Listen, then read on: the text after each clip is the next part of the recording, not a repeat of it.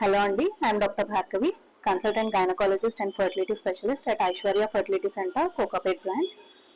ఈరోజు మనం ఐయుఐ అంటే ఏంటి, ఐయుఐ అనే పద్ధతి ఎవరిలో చేస్తాము, ఈ ఐయుఐకి సక్సెస్ రేట్ ఎంత, ఈ విషయాల గురించి తెలుసుకుందాం.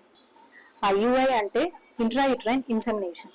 ఇది ఎవరెవరిలో చేస్తామో అంటే అన్ఎక్స్ప్లెయిన్డ్ ఇన్ఫర్టిలిటీ, అంటే భార్యాభర్తలు ఇద్దరు పారామీటర్స్, అంటే వైఫ్ లో ట్యూబ్స్ నార్మల్ గా ఉండి, ఓవరీస్ లో ఎగ్ కౌంట్ బాగుండి, ప్రతి నెల ఎగ్ ప్రాపర్ గా రిలీజ్ అవుతూ, అండ్ ఆల్సో హస్బెండ్ సైడ్ వచ్చేటప్పటికి కౌంట్ అంతా బాగుండి, స్పర్మ్ కౌంట్ అంతా బాగుండి, ఒకవేళ మొటిలిటీ ఇష్యూస్ కూడా ఏమీ లేకుండా ఉండి, వాళ్ళు ప్రాపర్ గా 1 year న్యాచురల్ గా ఇంటర్కోర్స్ ట్రై చేసినా కూడా వాళ్ళకి ప్రెగ్నెన్సీ రాలేదు అంటే అటువంటి వారిని మనం అన్ఎక్స్ప్లెయిన్ ఇన్ఫర్టిలిటీ కింద తీసుకుంటాం.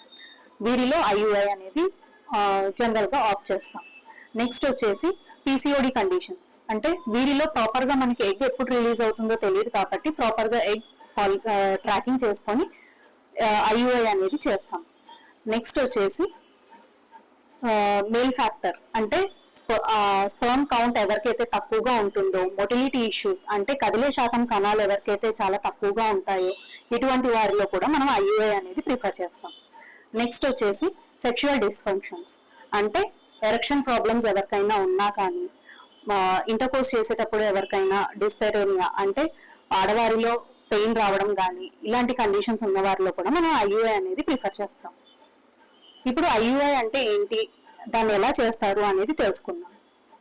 డే 2 రోజున మనం ఆడవారిని పిలిచి ఆ రోజున స్కాన్ అనేది చేసుకుంటాం. స్కాన్ లో మనకి గర్భసంచి ఎలా ఉంది, ఓవరీస్ లో ఎగ్ కౌంట్ ఎలా ఉంది చూసుకొని ఆ రోజు నుంచి ఎగ్ గ్రోత్ కోసం మనం టాబ్లెట్స్ అండ్ ఇంజెక్షన్స్ పెట్టి ఫాలిక్యులర్ ట్రాకింగ్ అనేది చేసుకుంటాం.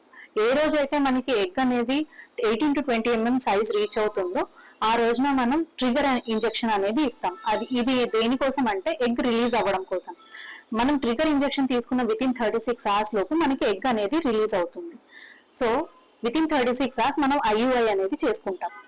హస్బెండ్ సీమెన్ శాంపుల్ ని మనం కలెక్ట్ చేసుకొని ఆ సీమెన్ శాంపుల్ ని ప్రాపర్ గా వాష్ చేసి ఏవైతే మంచి మొటైల్ స్పర్మ్స్ ఉంటాయో ఆ స్పర్మ్స్ ని మనం ఒక సన్న క్యాథెటర్ లోకి తీసుకుంటాం.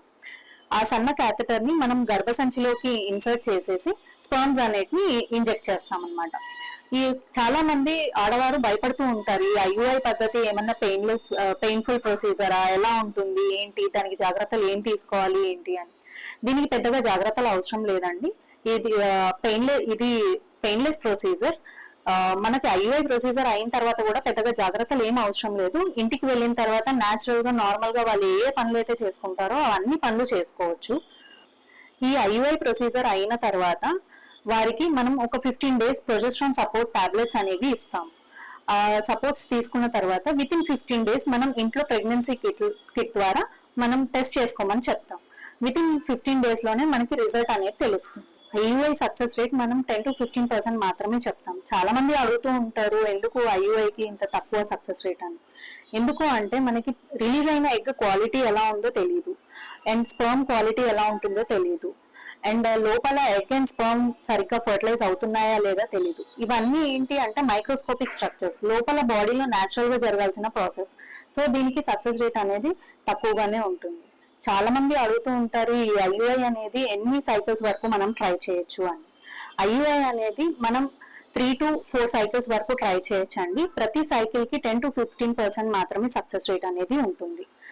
If in case 3 to 4 cycles వరకు మేము ట్రై చేసాము, అప్పటికి మాకు ప్రెగ్నెన్సీ అవ్వట్లేదు అంటే గనక వారు అడ్వాన్స్ ట్రీట్మెంట్స్ కి వెళ్లాల్సి ఉంటుంది. Thank you.